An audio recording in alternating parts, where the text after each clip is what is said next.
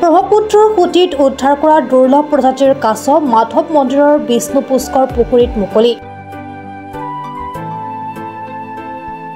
প্ৰকৃতি প্ৰেমীৰ প্ৰচেষ্টাত আজি এটা দুৰ্লভ প্ৰজাতিৰ কাছ এৰি দিয়া হয় ঐতিহাসিক হাজোৰ হয়গ্ৰীৱ মাধৱ মন্দিৰৰ বাকৰিৰ বিষ্ণু পুষ্কৰত।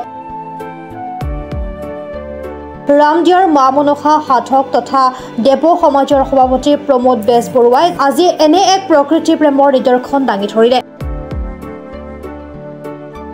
ব্ৰহ্মপুত্ৰ সুঁতিৰ নৈ পাৰত আজি পুৱাৰ ভাগত এটা দুৰ্লভ প্ৰজাতিৰ হালধীয়া কাছ স্থানীয় এজন প্ৰকৃতি প্ৰেমী প্ৰমোদ বেজবৰুৱাই উদ্ধাৰ কৰে। এই কাছটো বেজবৰুৱাই আজি দিনৰ ভাগত হয়গ্ৰীৱ মাধৱ মন্দিৰৰ বাকৰিস্থিত বিষ্ণু পুষ্কৰলৈ বুলি লৈ যায়। প্ৰায় 2 কিলোগ্ৰাম ওজনৰ ইণ্ডিয়ান ফ্লপচেল দুৰ্লভ প্ৰজাতিৰ হালধীয়া কাছটো কাছ বিশেষজ্ঞ প্ৰণৱ মালাকাৰৰ সহযোগত হাজোৰ হয়গ্ৰীৱ মাধৱ মন্দিৰৰ বিষ্ণু পুষ্কৰত ধৰ্মীয় ৰীতি নীতিৰে মুকলি কৰি দিয়া হয়। ইয়াৰ পূৰ্বেও ৰামদিয়াৰ সমাজ সচেতন ব্যক্তি তথা প্ৰকৃতি প্ৰেমী প্ৰমোদ বেজবৰুৱাই 3বাৰকৈ 3টা দুৰ্লভ প্ৰজাতিৰ কাছ উদ্ধাৰ কৰি হাজোৰ হয়গ্ৰীৱ মাধৱ মন্দিৰৰ বিষ্ণু পুষ্কৰত মুকলি কৰি দিছিল।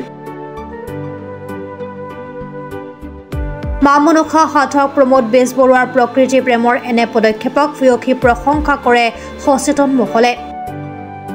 চাওক, এতিয়াতো কাছবিলাক নাপোৱা হৈ গৈছে।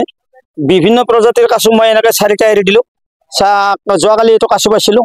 আগতো মই 3টা কাছ এৰি দিছোঁ। আমাৰ প্ৰণৱ মোৰ বন্ধু, তেখেতে আছে ইয়াতে কাষ সংৰক্ষণ কৰাৰ কাৰণে। তেখেতে ইয়াতে একদম লাগি আছে তেখেতে। গতিকে আমাৰ ইয়াত যিটো হয়গ্ৰীৱ মাধৱ মন্দিৰত বিশ্বৰ বিভিন্ন প্ৰান্তৰ পৰা মানুহ আহি আমাৰ বিষ্ণু পুষ্কৰত তেখেতসকলে হাত মুখ ধুই আৰু মাধৱ মন্দিৰ দৰ্শন হয়, পঞ্চতীৰ্থৰ দৰ্শন হয়।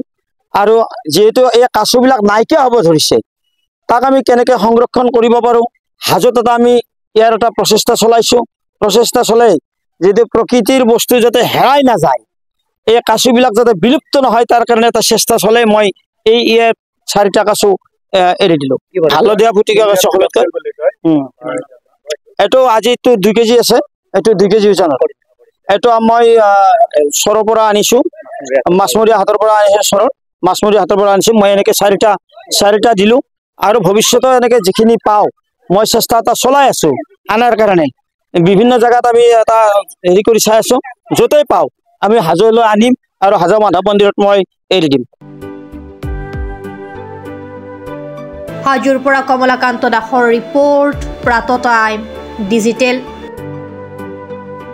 Mobile plus physiotherapy wellness and rehabilitation centre দক্ষিণ কামৰূপৰ ব্যৱসায়িক প্ৰাণকেন্দ্ৰ বিজয়নগৰৰ লগতে VIP চক আৰু গুৱাহাটী মালিগাঁও পাণ্ডৱনগৰত থকা 3খন ক্লিনিক বৰ্তমান প্ৰায় 20 বছৰৰ অভিজ্ঞতা পুষ্ট তথা এতিয়ালৈকে প্ৰায় 40,000 ৰোগীক সুস্থ কৰি তোলা ডক্টৰ পল্লৱীনাথৰ তত্বাৱধানত চলি আছে।